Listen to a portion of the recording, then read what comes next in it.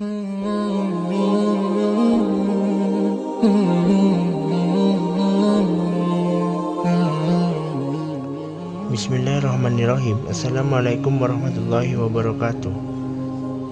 Imam Al-Ghazali, salah seorang pembela akidah ahli sunnah wal jamaah, seorang ulama yang diberi gelar Sayyidul Musannifin dikarenakan banyaknya kitab yang telah ditulisnya.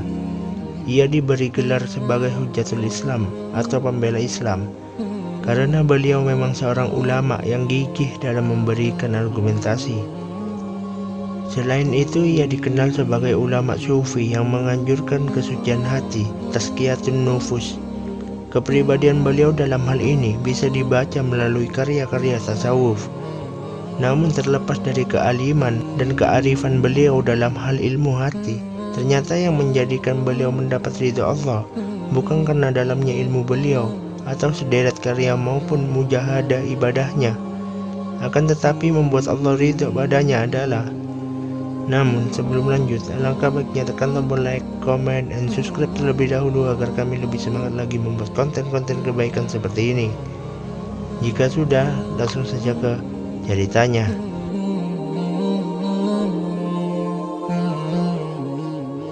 Syekh Nawawi menceritakan bahwa setelah wafatnya Imam Al-Ghazali, salah seorang muridnya bermimpi bertemu dengan beliau. Kemudian beliau ditanya, "Apa yang dilakukan Allah kepadamu?" Lalu beliau menjawab, "Allah membiarkan aku di hadapannya." Kemudian Allah bertanya, "Kenapa engkau dihadapkan kepadaku?" Maka aku menceritakan satu persatu amalku, tetapi Allah berfirman kepadaku, "Amalanmu tidak akan aku terima.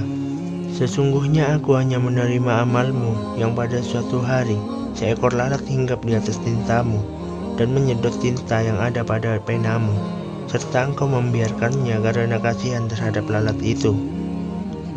Memang dulu ketika masih hidup, saat Imam Al-Ghazali tengah sibuk menulis kitab, hingga seekor lalat mengusiknya barang sejenak. Ternyata lalat usil itu haus dan tinta depan mata menjadi sasaran minumnya. Imam Al-Ghazali yang merasa kasihan lantas berhenti menulis untuk memberi kesempatan kepada si lalat melepas dahaga dari tinta itu. Dan justru inilah amal Imam Al-Ghazali yang kemudian mendapati ridha Allah Subhanahu wa Ta'ala. Bukan karena kealimannya dan bukan pula karena kesungguhannya di dalam mensucikan jiwa. Allah Subhanahu wa Ta'ala mempersilahkan Imam Al-Ghazali masuk ke dalam surganya beserta hamba Allah yang lainnya, sahabat yang beriman. Begitulah kisah Imam Al-Ghazali dan seekor lalat ini memberikan hikmah dan pelajaran kepada kita semua bahwa kebaikan sekecil apapun tidak boleh kita remehkan, karena kita tidak tahu, barangkali amal sekecil apapun kita perbuat akan menjadi keridhaan Allah bagi kita. Sebagaimana Nabi mengajarkan ini dalam hadis yang diriwayatkan oleh Abu Daud, "Janganlah meremehkan kebaikan sedikit pun, walau hanya berbicara kepada saudaramu dengan wajah yang tersenyum."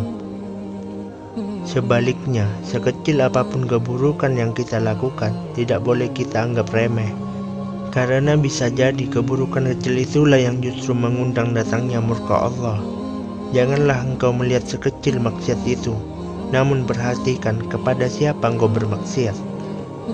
Orang-orang pengasih akan dikasihani oleh Allah yang Maha Pengasih, Maha Suci, dan Maha Tinggi.